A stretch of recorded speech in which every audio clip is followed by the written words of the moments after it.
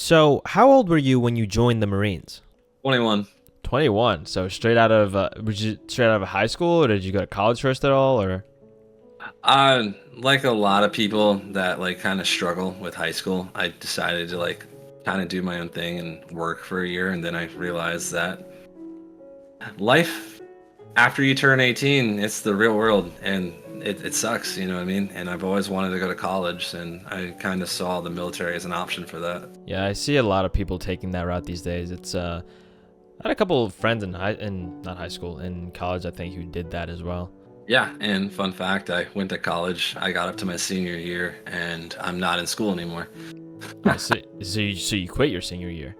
I've always kind of seen like people like I wanted to be an entrepreneur, which is why I'm on YouTube now. But I didn't want. I learned quickly in the military that you are just a number, and the same goes for any like company that you work for. Unless you find like a company that's really about community and betterment. I mean, COVID kind of proved that to everybody that oh yeah, you could be replaced in an instant. You know. Yeah, I see. Yeah, that makes it's. I guess there is that similarity with between the military and like the company of like, any company of you being just a number in that theory. Um, but before we get more into that, welcome to my shack. This is my shack that I built like day one of the server. There's a few things in here. I'm gonna suit you up a bit. I'm gonna give you this. So even though you are the Hulk, you will be protected against the elements. If you right click them, you wear them. Okay, well I'm on Mac. Oh, you don't It's an have a option. right click. You don't have a right click. Yeah, it's gonna be fun, Nico.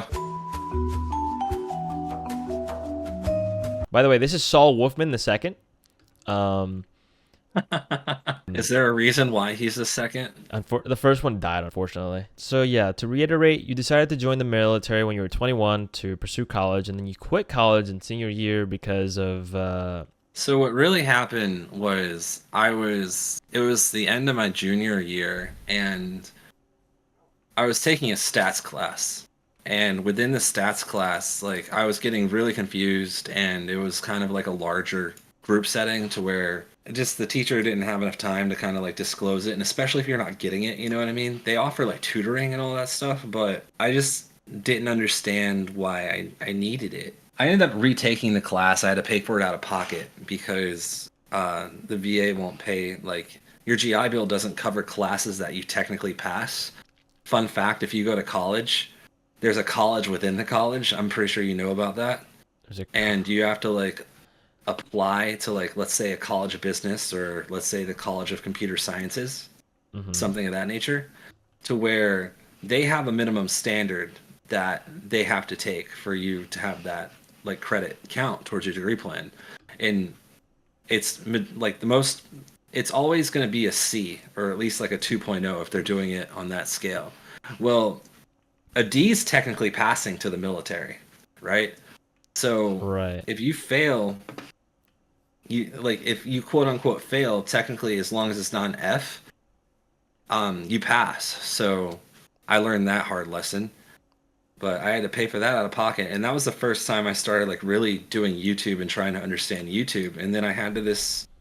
I was living in Greenville, North Carolina, Okay, so not like to not Mr. to cut Beast. you off, but this is hurting my brain. When you use the sword, you use durability to cut trees. So just you should use your hands for that and then axes. Sorry. They're good. But to explain to people what the GI Bill is, those of you who may not know, the GI Bill basically pays for, is it veterans or just all military goers? I'm not fully sure. First things first. If you're interested in that route, you're gonna have to talk to your recruiter. A lot's changed since the 5 years that I've been out. I got out in 2019. Mm-hmm. Might be more than that now. It might be 7 years since I've gotten out. But there used to be two GI Bills, one called a Montgomery GI Bill and one called the post 9/11 GI Bill. It's now called the Forever GI Bill because President Trump passed legislation on it. Mm-hmm. So I would definitely encourage people to talk to a recruiter if that's something they're interested in. Now, I will tell them forewarning that if you do decide to talk to a recruiter, their whole goal is their job. Their whole job is to get you to sign up, right? So go in there fully expecting them to sell you on stuff. But at the end of the day, you need to make an informed decision with you and your parents, you know? Right. Don't And just jump then, into it without really knowing what you're doing. but yeah, and make informed decisions. That's the best thing I could tell you because you don't want to just be gun ho, and next thing you know, you're hating life. So based on that, the process of joining for you was basically go to a recruiting office, then you talk to a recruiting officer, and I'm assuming you mentioned that whole thing of you want to go to college. It's a little deeper than that. I grew up with a generation where when you're 18, you're basically cut off and you were kicked out of your house. You Oh know what I wow. mean? So you had to provide for yourself. At that time, I was kind of in between houses, and my parents said the only way that, like, I was technically homeless. If you think about it, I wasn't homeless, but I was homeless. I was paying my own bills and all that stuff. But the person I was renting from, it wasn't an ideal situation because if you've ever like rented from someone or like shared a common living space, Right. Yeah. you know it's not fun, you know, Yeah. because you have to deal with someone else and like the person I lived with was like smoking a lot and I wasn't it was the only thing I could afford. So like I was asking my parents like, "Hey," and I kind of got hardballed into it, you know, but at the same time, I don't regret it hindsight because I got to live in Japan for 2 years, which was awesome. Was that your first deployment? It's not a deployment. A deployment's into an active combat zone. I mean, Okay. in regards to how like military jargon is, deployments to where you get to go play in the sandbox. But Japan was my first duty station. I lived in Okinawa for 2 years. Okay. It was a blast. I mean, it was the closest I ever got to really feeling total unit cohesiveness. I got in trouble while I was out there. I got NJP'd because What does NJP mean? uh, it's non-judicial punishment. Okay. It's basically where they can deduct your pay and they can basically keep you on house arrest for What? 45 days. What Yeah. what did you do to get NJP? It's a long story. Unfortunately, in the military, alcoholism it's kind of a rite of passage there. Okay. Now, I quit drinking since I've gotten out, but what happened to me was I was in a foreign country and I still don't remember what happened because what happened to me is like I woke up basically in a park, you know? You woke up in a park in the Uh middle of Okinawa? yeah. Wow. Okay. Someone had a fun night. It violated like military curfew over there, so I ended up getting in trouble. The worst part is I was about to get promoted that Damn. same week. And I was about to get promoted from lance corporal to corporal, and that happened. And then I was basically put on like restriction, is what they call it. I was put on restriction for 45 days. They didn't take any of my pay. I'm very lucky there because I had a lot of good people in my corner that were like Right. helping me because they didn't understand like how this could happen. Like I was out with like friends, you know, like they couldn't find out how I got separated from the group, but because I violated the rule, I had to get punished. Yeah, that sounds about it. Damn. Okay. So, but it sounds like overall you had a good time there in Okinawa. Oh, dude, it was vacation after 4 o'clock every day. You could go out and go on vacation. The best part is it was kind of funny. You couldn't understand a single word anyone was saying to you. So it was like really living in. It was like a whole new world. So, and then talk to me about your day to day. Like, what was it? Like, did you go through basic training there? Did you do basic training and then get to Okinawa? Like, how did that all work? In the military, your recruiter's gonna have to tell you more about this. If it's the army has a lot of basic training camps. The Navy, I think, has maybe one or two. The Air Force, I'm not sure what they do. Last I checked, they sat on chairs. So if you want to join the military, join the Air Force. Is that like the military slander? Like the Air Force does nothing? Oh yeah, dude, they have maids, bro. They have maids that clean their room. I'm pretty sure.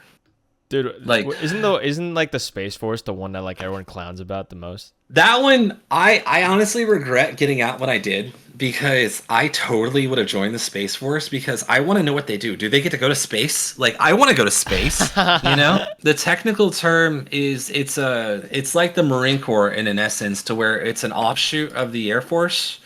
And I think they deal with like UAV and counter intelligence kind of stuff.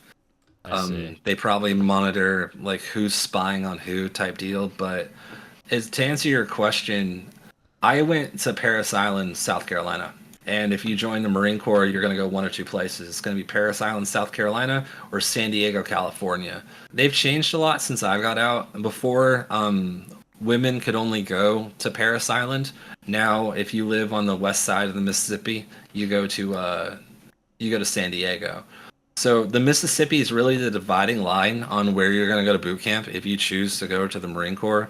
And full disclosure, Nico, I will say this for anyone watching: Mm-hmm. don't join the military lightly. The military is the one job that'll ruin your life in more than one way. And I don't mean that as a negative connotation, but if you do something dumb, you can get a dishonorable discharge, or you can get you can get a negative discharge, and your discharge determines a lot of things going forward in life. If you get a dishonorable discharge, you have no access to any of the health benefits, any of the regular benefits that people that get discharged honorably do. So basically, like you could be in the military for a decade, right? Have already earned the rights to your benefits and whatnot, and if you get a discharge at that point, you can, or like a dishonorable discharge or a negative discharge, that can just be taken away, basically. Oh yeah, Wow. yeah, but yeah, it's nothing to take lightly. What is like It's what is like the criteria? Like what's the threshold? What is something that you would have to do to get a dishonorable discharge? Like what's the minimum thing and what's like the maximum? It all depends on your unit, right? And it all depends on what the nature of what you did. Let's say, let's use marijuana as an instance, right? Mm-hmm. Um, Marijuana is still illegal federally, right? Right. And the military has a zero tolerance policy on drug use. Why would you want someone that's abusing drugs to basically be in charge of other people, or why would you want them to Defend the lead a country. unit? Yeah, because you can naturally think that they would be impaired, right? They couldn't make good decisions. It's all about good decision making.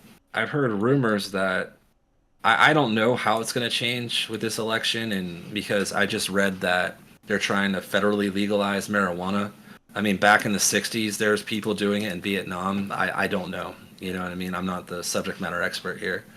But Mm-hmm. using drugs as an example, that's a fast track to get a dishonorable discharge, Right. because you get you get drug tested monthly. If you go on leave, if you go home, you're hanging out with your buddies, they're gonna drug test you as soon as you get home. You know, because just because you go home, sometimes people fall into the trap that, oh, it can't happen to me. It won't happen to me. But I've seen it happen way too many times that people that just got in, or people that just got out of combat training, that just got it to their units. So like if I were to say if I'm in the Marine Corps, right, and I am off duty, whatever, I'm back home and I chill in someone's basement and they're smoking. I'm not even smoking, and if it's found in my system, I could be dishonorably discharged, basically.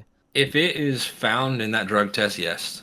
That is wild. The best piece of advice I could recommend is just kind of curate your friend circle closely. You know, you got to keep wise people around you, and you can't hang out with people that do dumb things, you know, because guess what? You're a product of your environment, and when people do dumb things, who's going to pay for it? You know, oh, I didn't Right. do it, and they're going to try to pass the buck on you. So why would you put yourself in an environment where that could happen to begin with? Okay, so then back to Okinawa. You did mention to me in the conversation we had that you did get injured there. Do you want to talk to me a little bit about that?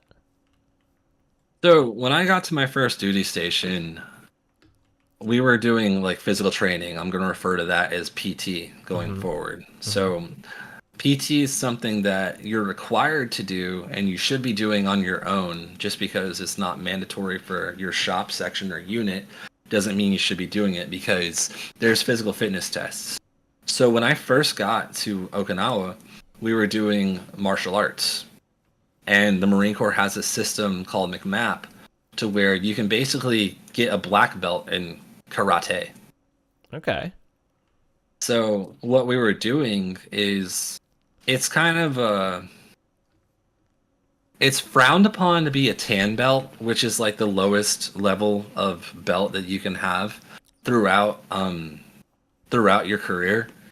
You know, so they call those people tan belt warriors.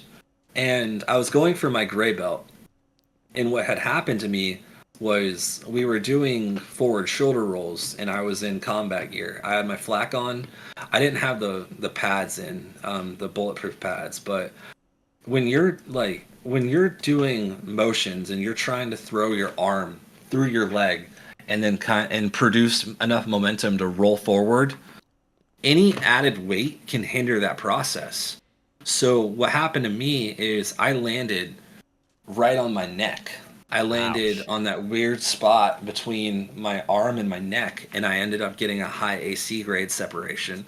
I had to get surgery on it 8 months later. That's how bad it got. Wow. And that put me out for almost a year and a half.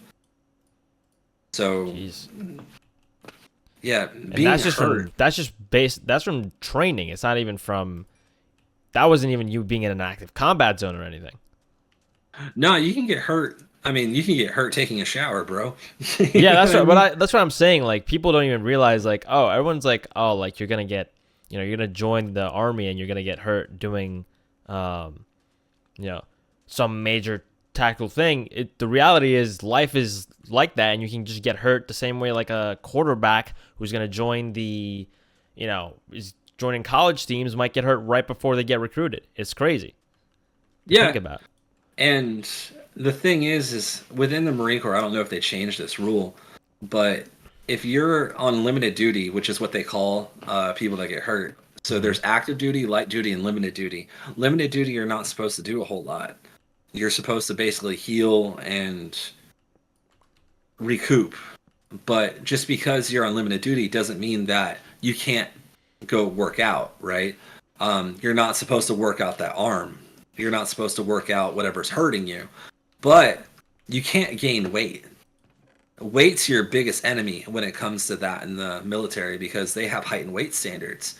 So just because you're hurt, that doesn't mean that, oh, cool, I can go eat Doritos, Fritos, and whatever fast food I want. So you You know, can't even you be have. injured and have fun. You have to like be injured and sad, basically, is what you're saying to me. Well, I wouldn't call that being injured and sad because at the end of the day, you have to remember that your body's an engine, right?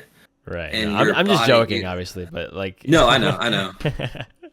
but Like if you sit around and eat nothing but Doritos, Fritos, and Cheetos all day, I like how that rhymed. yeah, Yeah, but if you sit around eating nothing but Doritos, Fritos, and Cheetos, and you get fat, you're gonna get in trouble right, because you're supposed to. It's big boy rules, you know. You're supposed to be able to take care of yourself. You have to be able to take care of yourself. You can't just sit around and do whatever you want because at the end of the day, you signed a contract to Uncle Sam stating that I'm gonna go defend the country and I adhere to the rules that are given to me. right. So what happens after limited duty is over? Like after you're healed or somewhat healed, do they just throw you back into the thick of it? Well, during your time on limited duty, if you get hurt, you're going to be sent to physical therapy. Hmm. And it's your job during physical therapy to kind of rehab and get your body back in shape, right? They pay for it all. They pay for dental, they pay for medical. Right. They're you're an asset to them. You're going to have to fact check this number, but the last time I checked, it costs around $120,000 to take a civilian to active duty military. Oh, interesting. And is that just like from a perspective of training them, a perspective of gear, or just the whole package? The whole package. From the moment that you, Nico, walk to me, Hulk, and say, I want to join the military. From that point forward, if everything's greenlit, there's no red flags, nothing's wrong with you, you pass every test, you get sent off to boot camp. And then from boot camp's another beast in itself. You have to do whatever, for us, it was 13 weeks. You had to survive 13 weeks at Paris Island. And when I was at Paris Island, you could do some research on this. Hmm. Hazing was still very much a thing in the Marine Corps when I went through. It wasn't as bad as it was in the early 2000s or the 1990s, but there was hazing while I was still present. I remember being lifted up by my collar and like getting choked out by one of my drill instructors, or Yikes. that even happened to me in the fleet. That was kind of fun. That was kind of fun. This is how you know I'm talking to a Marine. Honestly, the funniest time I ever had in the military was at boot camp. I swear, they teach those guys how to be comedians. They really do. They teach them how Some to of the be comedians. nicknames, oh, bro, because their whole thing is bearing, right? Bearing and discipline. They try to teach you bearing and discipline, how to hold your face, because you never know what's going to happen. What do you mean how to hold your face? So you can't just be smiling all the time, right? Oh, right, right, If you're going to go into a war zone, right. You're just or if you're smiling back. trying to, yeah, like, hi, no, I think you're a psychopath, bro. You might want to get checked into something else. Wait. If you're just smiling. Wait, what if that's like the big brain play? Like, what if you're fighting an enemy and you're all just smiling and running at them? Wouldn't that like destroy the enemy's morale? Think about it like that. That would be kind of funny. Honestly, I kind of want to see a movie about that now, just because of the psychological effects. Like a shitty military movie, like just like everyone's just Yeah. smiling the whole time. The best movie that prepared me for Marine Corps boot camp was Full Metal Jacket. No way! I love that movie. It is an accurate one-to-one depiction of what life is like. Is it actually? It's pretty dang close, man. Since when I joined, it was pretty close. No experience is going to be the same. I will say that. My wife was in the Marine Corps too. She had a horrible Wow. experience, right? She was in a section that was emotionally abusive, and basically, the one thing I do want to warn people about is that no matter what facet in life, you will run into the high school mentality. That high school mentality doesn't go away. So the There's military has cliques. their version of the high school bullies and cliques and all that, right? Oh yeah, I mean that's so true for life. It's so interesting. That's so interesting to me. Like no matter what, between like high school, prison, military, like all of them have the same. Humans are just so similar in every facet, no matter what label you put to them. That's why it's important to surround yourself with like-minded people and people that actually want to help you and actually want to see you grow. You know what I mean? Because people can be like, yeah, yeah, I'll help. But then at the end of the day, they only show up for themselves, or Yeah. they use people. So that's where that high school mentality comes in, right? It's sad to see it because you shouldn't judge people by how they were brought up or anything like that, but there's always going to be bad eggs. Right. There's always going to be bad eggs in the basket. And I think they're trying to fix this, but for whatever reason, when I was in the Marine Corps sees a good leader as someone that's physically fit. If you're physically fit and you're just a jerk person, do you think that constitutes a good leader? Hell no. I think that's what constitutes the worst kinds of leaders. That's what constitutes like the mentality that topples empires and regimes. Exactly. So she had one of those, and it's really, you just have to. I don't like saying the word me mentality, but at the end of the day, you have to look out for yourself. Hmm. I mean, you could help people, you could be a good person, you could help others, but you have to know that there are some people out there that don't want you to succeed, and you have to kind of just put that out there and then have to test everything, right? Right. So then how does that play into the fact that you're part of the Marines in the sense of because you're taught there like you're now one. Well, there's safeguards in place. If you ever were to run into that situation to where you have a bad leader, they do have safeguards in place to where there's reporting measures, there's requesting masks, there's a lot of things that you can do But is that if frowned that upon? Like is it frowned upon? Is it like a very hard thing for people to do? there is a huge stigma, yes. Yeah. That I figured because that's kind of how it is everywhere, right? It's just like everywhere. You're a whistleblower, they try to, and that's for every company. It doesn't matter if you're in the military, it doesn't matter anywhere. Like the biggest thing is if you see something, say something, right? If someone's being dumb on the road and they're not paying attention while they're driving and they're just stuck on their phone, I mean, Right. and they're swerving in all the lanes, like what are you going to do? You're going to get away from them, right? You don't want to be around that. Right. Right. Interesting. Well, I'm sorry that your wife went through that. It sounds It happens. pretty shitty, but yeah, such is life, I guess. But again, another thing to be wary about if you're gonna join the military, right? Every experience differs. It's not the same nice little neat package that they present it to you. Mm-hmm. Mm-hmm. And Okay. it also requires some grit. You have to You kind of have to have some thick skin, do you? Well, I mean, I would assume you do because considering the fact that one of the main parts of the job description is that you will be sent to war potentially and get shot at, right? Oh yeah. I Um, mean, when I signed up, I'm a Christian, so I think God played a big role there. So my first duty station, if I had joined 6 months earlier, I would have went to Iraq and Afghanistan. oh wow. Yeah, luckily for me, I was kind of hesitant about it and I kind of delayed 6 months. And I like to think God had a major role there because if I had joined sooner, I could have potentially been to that unit. I could have potentially went over there and I might not be talking to you today.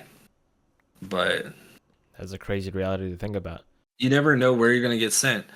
But here's the fun part, and here's the cool thing that you can do, and you can use this in your video. Another cool thing about the military is that you're paid 24/7. So if you're paid 24/7, doesn't that technically make you a professional at everything you do? If you're You could paid, be a professional Minecraft player. like elaborate on that. So the fact that you're paid a salary, right? It depends on your rank. So your rank dictates what you get paid. Hmm. Uh, E1 through E3 are the junior ranks in most military services, and they make around $900. Last I checked, every 2 weeks, right? So you get paid bi-weekly. To clarify for those who don't know, is like that salary is based upon the fact that you're also in active duty and you're getting housing and fed. Because I'm sure people are going to be a little confused with like, what? How are you living off of $900 every 2 weeks, type of thing? Oh, yeah. Okay. So, one, you don't pay for your room, right? Hmm. That's naturally implied. You get a room. The only time it differs is if you're in a section that you don't have a chow hall. They pay for your room, they pay for your food, right? You get a food allowance. It's baked into your paycheck, and when I mean baked in, you don't see the money. It gets paid directly to the chow hall, right? Right. Okay. The only time that changes is when you get married. When you get married, then you get this thing called BAH, which is basic housing allowance, and they pay for you to live out in town. They pay for you to get your own house because do you think that do you want a married couple living in the barracks with a bunch of single people? Like, do you want to raise a kid in the barracks? You know what I mean? That sounds like a recipe for disaster if that ever happened. Exactly. So when you get married, you get BAH, and then you get a food stipend, right? So, other than that, you're saying it's basically like you're a professional, whatever you want to be, because you have that guaranteed income. Yeah. So like, as long as you do your job and you do it honorably, and you just do your, I guess, tasks or whatever they make you do. So, to move on a bit from that, were you ever actually put in a active military zone? I was never directly in a combat zone. When I was in Japan, one they used to have they probably still have the drills over there, but if you're aware of like politics in the world, you know that there is a person in North Korea that likes to do weird stuff, right? So I've had there have been times where they had drills where Kim Jong Un was basically shooting missiles over the island. But I have been shot at, if that's what you wanted to know. You've been shot at without being an active military zone. You've been shot at. Yeah, this actually happened at MCT, MCT is the Marine Combat Training. you were shot at in training. Yeah, so without getting too in depth, we were doing movement to contact drills, and movement to contact drills is where you keep everybody like online together. It's where they kind of teach you your basic formations and all that stuff. Because first and foremost, your main job in the military is to learn how to shoot a weapon. You know what I mean? Long story short, I was moving to the target and I was going towards the target. And what you're supposed to do is like, if you were to stand right next to me right here, right? If you stood right next to me in this block, Okay. we're supposed to stay together and we're supposed to walk one step at a time like this, right? Okay. Well, someone had stand right here. Someone had a weapons malfunction, right? And the whole line kept going on without him. And it was the individual's fault. It was nothing to the instructor. So the first thing that happens when you have a weapons function or misfunction is you're supposed to like raise your hand. You're supposed to let people know. Well, this dude was one of the troublemakers within the bunch because he wanted to be a cool kid, and I got this. I got this. So I'm walking, and I'm doing my stuff. I'm shooting at the target. Next thing you know, I go to take a step right here, and then all of a sudden, poof! I saw I saw the round impact the ground because all I saw was a poof of dust Oh right in wow, front of my foot. Yeah, so I almost never made it to the fleet, and like I almost got shot in the foot. that is crazy. It's never without risks, man. I mean, you have to make informed decisions. So you've never actually had to go into like armed combat, is basically how you're describing this. This is more of like you never had to shoot anyone, basically, is what I'm saying to you. No, and I'm very grateful that I never had to because those I don't know how people would. Yeah, I couldn't do that. Do they prepare you for that? They do. There's like resources and all that available for like mental health. They give you all that stuff. But how helpful is it really? It's as helpful as you want it to be. So it's what what you make of it is basically how that goes. Yeah. What you put in is what you get out. So then after Okinawa, where did you go? I was in North Carolina. I went to Camp Lejeune, North Carolina after I got out. Okay. And So did you stay there for the entirety of it, or? yeah, for the next the next 5 years, I was basically I lived in North Carolina. I became really good at my job, and that's a downside sometimes. If you become really good at your job, you don't get to go and you don't get to do cool things. What was your job? I was supply, so basically supply chain management, logistics, all that stuff, work orders, all that cool stuff, bullets and beans kind of deal. I was the one supplying the infantry and people on the front lines with the stuff they needed to do. Gotcha. Which, fun fact, if you do go supply, guess what? You're gonna be there with the infantry people, because guess who needs supplies? The infantry. Exactly. So So the whole purpose of the Marine Corps is to serve the infantry. what does that mean, being with the infantry, especially when it's in North Carolina? Like, what does that look like? So for the most part, every section is going to have someone that works supply, right? And that person's in charge of ordering the necessities that the unit needs to function or that fire team needs to function, right? There's a saying, bullets can't fly without supply. Right. And every job, it's like that joke I said with the Air Force. Every single job, they have jokes about one another. You know what I mean? There's a term, they call them pogues. So if you're not infantry, you're basically called a pogue, which pogue means person other than grunt.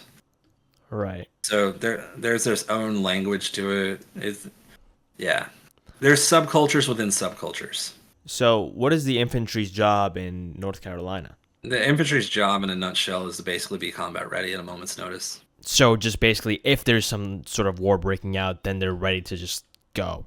Yeah, they actually have drills for that. The one thing that I was told by a former infantry marine before I joined, they might try to sell you on infantry. It might sound cool, you know what I mean? But try to learn a technical skill. Because at the end of the day, it's like I said, that $100,000, they're basically paying you to go through the training pipeline. So if you want to do, let's say, cybersecurity, did I make it? No, I didn't.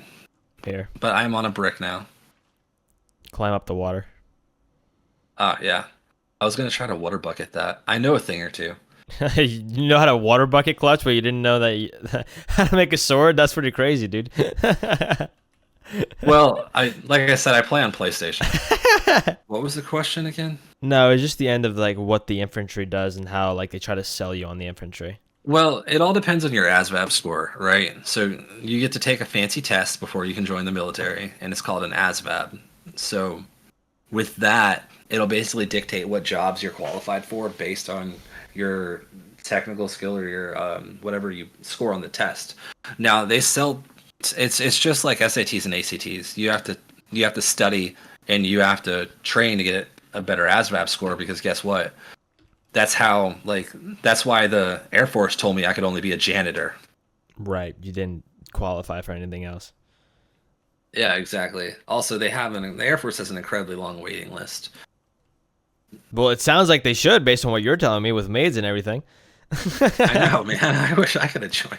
So you went through your years in the military. You did your time, as some would say, and then tell me about life after the military, because I hear there's a lot of chatter all the time about like, oh, after the military the government doesn't care about you. You're basically like left to you did your time, thank you, but good luck. Like, tell me like Well, how true that's that reigns.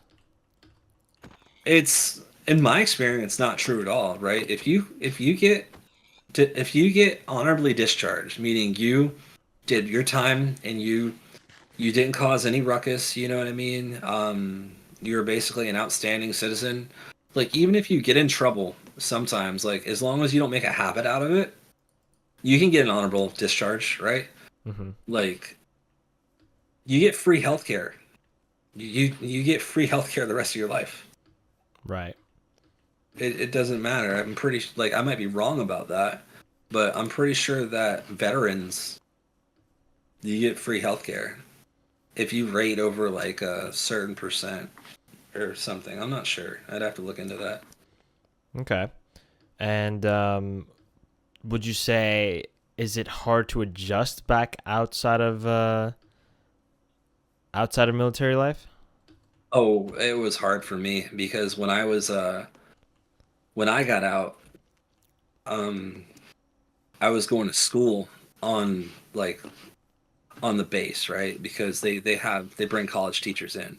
Hmm. So this is me like sergeant in the Marine Corps, basically brand new civilian. And the worst part about it is that I had people that were around me that knew me, right? They were just trying to better themselves. So they were still active duty. They would still call me sergeant. And it was just like, oh my gosh, like my name's Ben. Nice to meet you, right? Like, okay, sergeant. Like, oh, I'm so sorry. You know what I mean? Because they keep calling you that, and it reinforces that. But even when I call my bank to this day, they're like, oh, hey, sergeant, how are you doing today? And I'm like, bro, I haven't been in the Marine Corps for like 7 years, man. Right. So it's it's it's a big culture shock, Nico. It really is because you have your friends, right? I don't miss the crap that I had to do, but I miss the friends that I made because the friends and the people that you surround yourself is what makes it all worth it. You'll often hear people say, I don't miss the military, but I miss the people. That's a common thing. It's interesting because that seems to be a lot of things in life in general. Like people will be like, "Oh, I don't miss having to go to school per se, but I miss the friends I had at school." It's like an interesting. It's all about those connections. I have a very specific question, but how do you feel when a random civilian says, "Thank you for your service"? Does that like do anything for you? Do military people hate when that happens? Like I don't actually. I always wondered that. That's a tough one, right? Because I don't feel like I did anything to earn that. You know what I mean? Because I never went to a combat zone. I never did anything. But if you surveyed, I guess, 9 out of 10 people, you would always kind of have them be like, it's just like a soft, they're like, it's never just like a genuine, it's never a genuine, oh, thanks, that means a lot. You know what I mean? Like, hey, no, I appreciate you saying it to me. Like, please, like, whenever people say that to me, like, hey, please, you don't have to. You know what I mean? You don't. You know what I mean?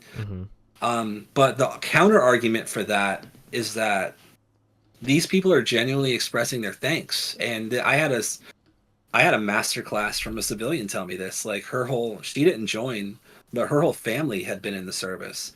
And she's like, well, you did something that not a lot of people do. And I just want to say thank you. You signed up when it mattered most. You signed up on the dotted line. You signed up to basically say that, hey, I will defend the permissions that people have. You know what I mean? There's a lot of things people take for granted that you have every day that not a lot of people have. Some of the most eye-opening conversations I've had with people are people that are brand new to the country. Like, oh, do you realize how amazing this is? This is so amazing. Back in my country, I couldn't do this. It's such a great thing to be an American. I love this. And then you have people complaining about dumb things that don't matter. That's what I'm basically going to with the whole thank you to your for your service thing. At what point do you like recognize that it's insincere? Like when some people just say it like because they feel like they have to say it. When it becomes a script, I guess, like I don't broadcast it, right? Like they all some of the sporting events I go to, they always be like, veterans, please stand up and all that stuff. And then it's to each individual, it's going to be a different like experience. You know what I mean? Some people, they want the recognition. Some people, they just want to put their heads down and they just want to get through the 9 to 5. Do you feel like you're one of the which I guess group do you fall into? I just put my head down and I'm just like, you know what? I did it. You know what I mean? It made me a better person. I don't want people to like come at me and be like, oh, thank you so much for this, but thank you so much for that. But I often go up to veterans, like Vietnam veterans or people that were in Operation Enduring Freedom, and I say thank you. You know, I say thank you to them. They might be going through the same thing I did, but you know what? They went through an extra level of hell. You know, Right. so I just feel like I appreciate what you guys did. I feel like a veteran telling a veteran thanking them for their service is different because you both had that shared experience to some extent. For me, like if some random kid says, "Oh, like nice video," versus huge YouTuber saying "nice video," right? It's like that shared level of mutual respect that you have for a craft of sorts or a occupation in your case. Yeah, you could argue that. I mean, that's a very good example. You know what I mean? It's like some person you just met on the side of the street just heard wind of you saying it. I mean, it's nice because you never know what a person's going through every day. That's why like just being a kind person is just a really good rule to live by. Everyone struggles with it, you know what I mean? But you never know. You could be that difference in someone's day. So I guess looking back, then it was worth it for you, right? Like the whole experience of the military. Yeah, looking at where I was versus where I am now, I wouldn't have the life experience. I wouldn't have the determination and grit, because it's up to you to learn your job. At the end of the day, no one's ever gonna like hand feed you, you know? Mm-hmm. You have to go out there and you have to make something out of yourself. The same goes for getting promoted anywhere. I got promoted to where I was because one, I put in the work, and two, this whole sense of like, sorry, I'm gonna get a little political here. I absolutely don't like this sense of entitlement that people have nowadays. It's just I don't think that like there's just anything political about it. I think it's true. I think people feel very entitled for things. like just because you exist doesn't mean that you should have X, Y, and Z. You know what I mean? You have to work for it. Anything that you want in this world, you have to work for. I guess then, you being you, would you suggest that people join the military? Evaluate your priorities. That's the biggest one first. Evaluate your priorities. Look at your options available to you. For me, the military is often a place for people running out of options in life, right? It's you can't afford college on your own, so you see it as a way out, or you see it as a means to an end. And for me, I wanted to go to school and I couldn't afford it because let's be real, some of these like college is a huge scam. It's for a piece of paper when a lot of the times it's job experience. Like my favorite stories I see are the ones where people just like I faked my resume and then I learned on the job. But yeah, dude, and then especially in my situation to where I was already a senior in college and then we transferred to another school so my wife can get a better education, and I was told that I need to take calculus for a marketing degree. Why do I need to take calculus to sell people things? Let's be real here. When you're talking about like marketing, So that you what's could the be first thing that's well-rounded. Don't you want to be a well-rounded individual, Ben? Aren't you excited to be well-rounded with your knowledge of calculus? I'm well rounded in other ways, if I'm being honest. That's wild. Like, I mean, I gained a lot of weight, bro. I see, but yeah. So you suggest people join for the right reasons. I'm basically like if based on your priorities. Yeah, if definitely don't just go into it blind. Do your research. Talk to people that have had experience, because you have to remember the moment you step into that office or the moment you make that phone call, it's like me being a used car salesman, you come up to me on the lot, I'm going to sell you on this product, I'm going to make it look good, and I'm going to do my best to make sure that you sign that contract and you give me your money at the end of the day. What is your best piece of advice for someone who's currently in the military? Stick through it to the end. It sucks. You know what I mean? At the end of the day, you have a choice whether or not you want to reenlist. It is a choice. Your contract can run out, but just make sure that you do everything to the best of your ability.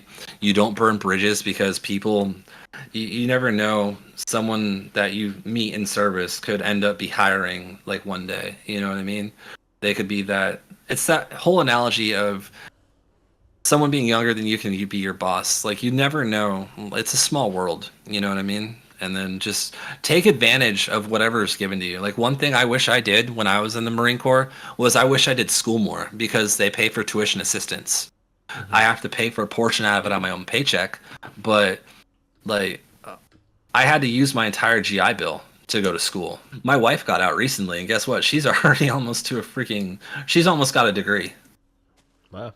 Like I've met people that have gotten master's degrees paid for while in active duty. Like it's a thing. And if you're still in, go to college because guess what? I mean, why they're paying? They might pay for it, so why not? Yeah, man. All right. Well, yeah, I think that's all I have for you. Anything you would like to say to the audience? Any final thoughts? Subscribe to PewDiePie. I'm kidding. 2018 meme, bro. All right, I'm man. just kidding. Thank you for coming on, and thank you for talking to us, and good luck on your content creation journey. Yeah, I wish I had a channel I could shout out, but you don't have one yet. So get on that, bro. Get on that. Yeah, I'm currently I'm currently taking the old YouTube advice. Don't launch a channel until you have 5 videos. So Yeah. we're working on that. All right. And Should we say like subscribe to Ryan Trahan? Should we make that a meme now? No. Subscribe to Ryan. No, I'm cutting it.